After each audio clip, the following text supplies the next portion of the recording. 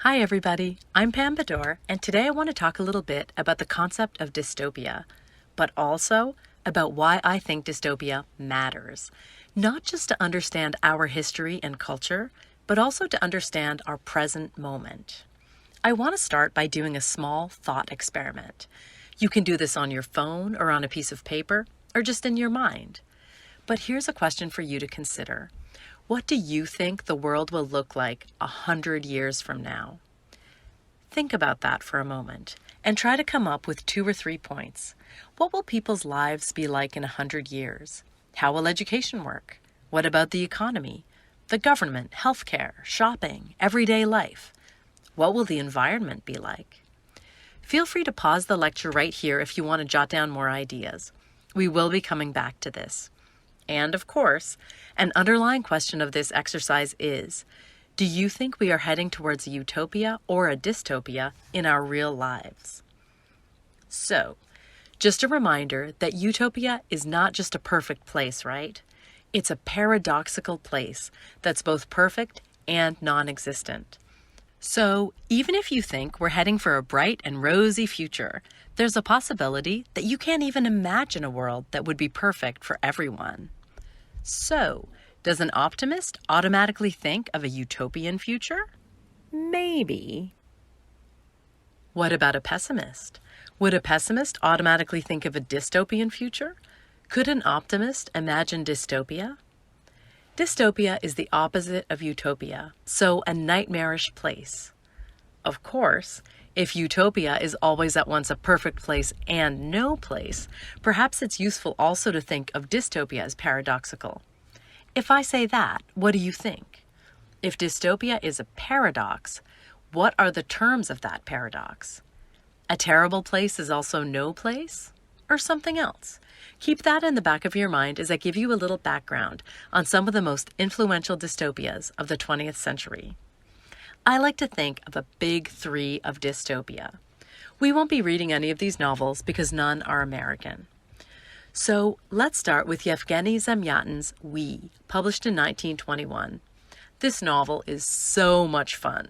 It's by far the funniest of the big 3, and it's also the one that a lot of Americans haven't read. I totally recommend it. It is set over 1,000 years in the future. We have here the one state, which is led by the benefactor. The main characters are D503, I330, and O90. That's right. Everyone in the one state is totally equal, so they don't have names that might take away from their standardization.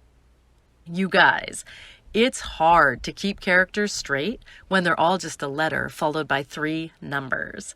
It's a constant reminder of how very strange this world is. A few interesting features of the world. The society is perfectly organized by the table of hours, which not only tells you what time it is, but what you should be doing every hour of the day. People live in glass rooms, so they're never alone, never in private, where they might be tempted to do things that wouldn't benefit their society. And no one is ever hungry. You can have as many petroleum cubes as you want. All the energy you need without all the annoying decision-making and creativity that goes into our food preparation. And the pink coupons. We are going to find that sexuality is almost always discussed in dystopias. Often in utopias too, since people's control of their own sexual desires and decisions is a major factor in thinking about what makes a perfect, or nightmarish, society. In the one state, people are allocated pink coupons, which they can use to get privacy for sex, but not more often than the society deems healthy. In the one state, art is, well, we might think of it as a bit lacking. Beauty is found in organization rather than creativity. I love this line by the main character D503. Personally, I see nothing beautiful in flowers or in anything belonging to the primitive world long exiled beyond the green wall. Only the rational and useful is beautiful. Machines, boots, formulas, food, and so on. So, We is filled with a satire that provides an absolutely trenchant critique of an authoritarian government in 1921. For our next big three dystopia, we go to 1932 England with Aldous Huxley's Brave New World. This is so different from We. Here our characters have very meaningful names, with the main character named Bernard Marx and living in a socialist world. Here we find the world state, and it's considered a utopia by its citizens. Not in a satirical way like the one state, but in a very real way. You see, the citizens of the world state are genetically engineered to be perfectly satisfied with their station in life. They are also carefully trained throughout their lives to be always happy. They receive sleep learning, have unlimited access to a powerful mood-enhancing drug called Soma, and they all practice free love from an early age. Marx is an alpha, so an especially intelligent guy, which is why he sometimes questions the mindless conformity of the society. For most people, it's a utopia. But from the reader perspective, it's a utopia for those poor people because they don't know any better. They have no freedom, no choices, no ability even to feel sad or lonely. I love what Huxley said about his novel in a later essay. In 1984, the lust for power is satisfied by inflicting pain. In Brave New World, by inflicting a hardly less humiliating pleasure. Which brings us to George Orwell's famous 1984, written in 1948. He just switched the digits for the title. This is an amazing novel that I bet a lot of you have read. The plot takes a little something from Zamyatin and Huxley, in that we have a guy who falls in love with a woman who challenges his worldview, all during the planning of a rebellion against the totalitarian state. But for me at least, Orwell's novel has way more narrative momentum. Winston Smith's situation seems very dire. I very much read this novel with anxiety and a true desire for him to get out. The society is overwhelmingly nightmarish. The government, which practices constant surveillance on its citizens, has 4 departments that really lay out the society. The Ministry of Peace deals in war. The Ministry of Truth deals in lies. The Ministry of Love performs all the torture, and there's quite a lot of torture. And the Ministry of Plenty deals in starvation. These contradictions are not accidental, we learn in the novel, nor do they result from ordinary hypocrisy. They are deliberate exercises in doublethink. Ugh, doublethink. Trying to convince yourself that something you know is a lie is actually the truth, because your government is forcing you to do it. That's the scariest part about this book for me.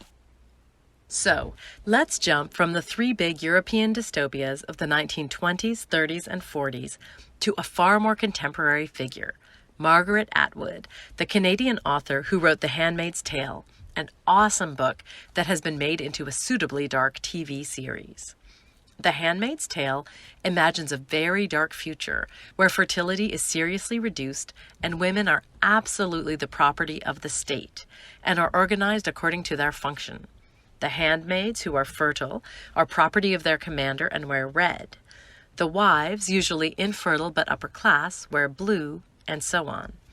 It's a terrifying vision of the future, and one activists call upon in fighting for women's rights, as in the image of the Women's March.